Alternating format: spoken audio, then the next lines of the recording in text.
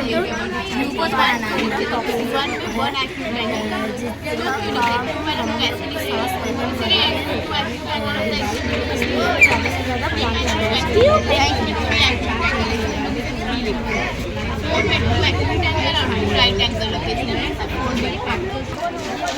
आज हम बताएंगे कि नंबर सिस्टम कैसे इन्वेंट हुआ और कैसे बना। जैसे कि सब कोई कहते हैं कि ब्रिटियंस ने नंबर सिस्टम इन्वेंट किया, सब कोई कहते हैं जॉन मकॉले ने नंबर सिस्टम इन्वेंट किया, लेकिन नहीं, हमारे ऋषि मुनि ने नंबर सिस्टम इन्वेंट किया।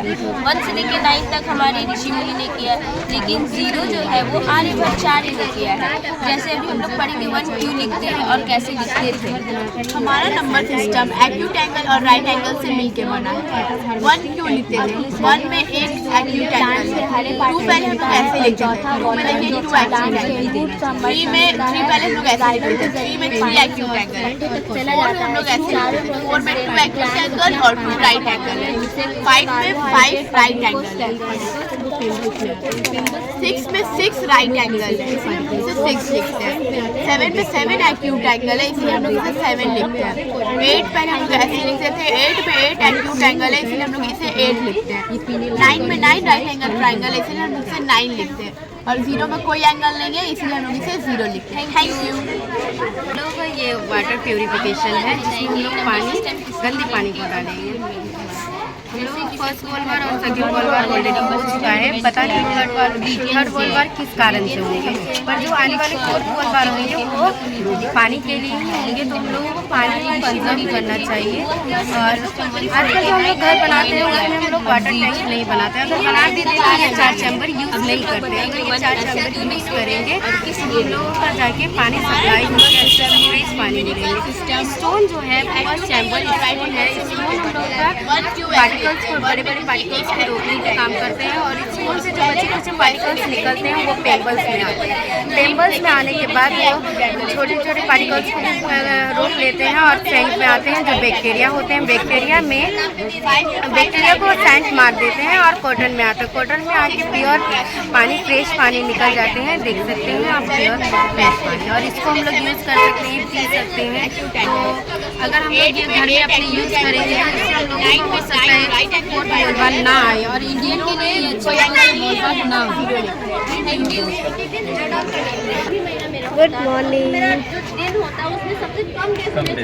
तो आज मैं बताने वाली हूँ आपको डिटर्मिनेशन ऑफ द संडे के बाद मंडे ही क्यों आया, ट्यूसडे क्यों नहीं आया।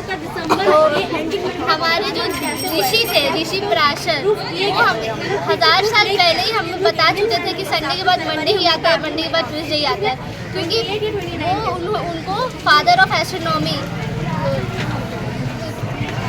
ज्योतिष शास्त्र के गुरु भी बोलते हैं हम जिन्हें।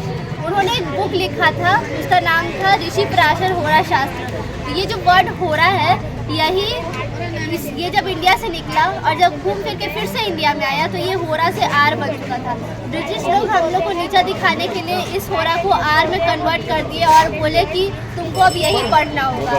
तो ये होरा, इसको हिंदी में हम लोग घंटा भी बोलते हैं। अगर हम लोग अर्थ सन को रेफरेंस पॉइंट मानते हैं तो उसका 8 प्लैनेट्स होता है, Mercury, Venus, Earth, Mars, Jupiter, Saturn, Uranus, Neptune. Uranus, Neptune को हम लोग नहीं गिनते क्योंकि उसको हम लोग दोष मानते हैं, उसको शास्त्र में दोष माना जाता है। अब हम लोग फ्राइडे ख़त्म हो चुका है, 12:01 से सैटरडे का पहला घंटा स्टार्ट हुआ। यहाँ पे हम लोग ऐसे सजाए हैं क्योंकि जो सबसे दूर वाला प्लेनेट होता है उसको हम लोग पहले से सजाए हैं। जैसे सैटर्न को 30 साल लगता है सन का चक्कर लगाने में, जुपिटर को 12 साल, ऐसे करके हम लोग जिसको कम समय लगता है उसको नीचे सजा। सैटरडे का पहला घंटा 12:01, फिर 2, फिर 3, ऐसे एक दिन में 24 घंटा होता है। 24 घंटा खत्म, और जो पहला घंटा फिर से स्टार्ट होगा 12:01 सैटरडे का, वो संडे होगा। संडे हमारे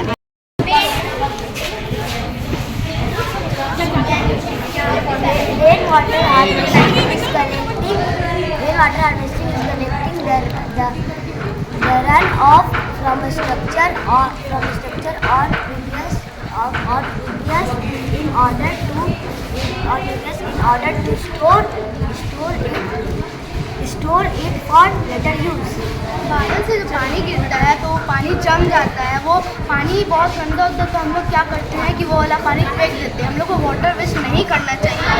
तो इधर एक पाइप दिया गया है वो एक टैंक में जाता है, ज़मीन के अंदर एक टैंक होता है, वो टैंक में जाता है। तो टैंक होता है वाटर अच्छा हो या ख़राब हो, हमें वाटर वेस्ट नहीं करना चाहिए। इसकी वजह से और एक पाइप लगाया गया है दूसरे टैंक में।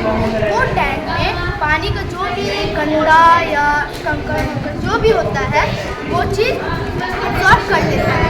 पानी फिल्टर हो गया, कोई देखेगा तो पिएगा नहीं। और एक पाइप जो है मेन टैंक में एक फिल्टर पानी होकर आएगा तो हम लोग पी भी सकते हैं और यूज़ भी कर सकते हैं। Thank you. पॉल्यूशन इतना ज़्यादा बढ़ चुका है, तो अगर जैसे हम लोग बाहर जाते हैं तो अपने पर्सनल व्हीकल से ही जाते हैं। अगर पर्सनल 2 से 3 ही आदमी सिर्फ एक बार में जा सकते हैं और पॉल्यूशन बहुत ज़्यादा होगा। तो हम अगर पब्लिक बस का यूज़ करेंगे तो एक बार में 10 से 20 लोग जा सकते हैं, पॉल्यूशन कम भी होगा। और पॉल्यूशन की वजह से पेड़ पौधा नेचर जो है वो सूख रहा है, सॉइल हो रहा है। फैक्ट्री का जो कैनल होता है उसमें जो बहुत धुआं निकलता है, तो उसे रोकने के लिए हम लोग एक ऐसा कैनल बना दें जो 95% अब्जॉर्ब कर लेगा, 5% खाली थोड़ा बहुत बाहर छोड़ेगा। और इलेक्ट्रिसिटी से भी आज पॉल्यूशन हो रहा है, तो सोलर पैनल से अगर इलेक्ट्रिसिटी चलेगा तो पॉल्यूशन नहीं होगा। City life is very modern life. Life is very modern life. There are all facilities from people in the cities. So city life is more comfortable than village life. Not an opportunity for making money. Opportunities we get from city life, education. Cities have good schools and colleges and opportunity to participate in activities and then have good employment like jobs. Cities have good jobs and like trading and multinational companies and then good medical facilities. Cities have good hospitals and medical facilities and transportation. Cities have good transportation like good roads and good public transportation.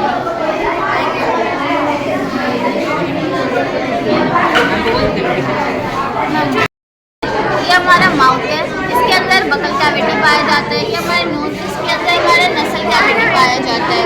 उसके बाद जो buccal cavity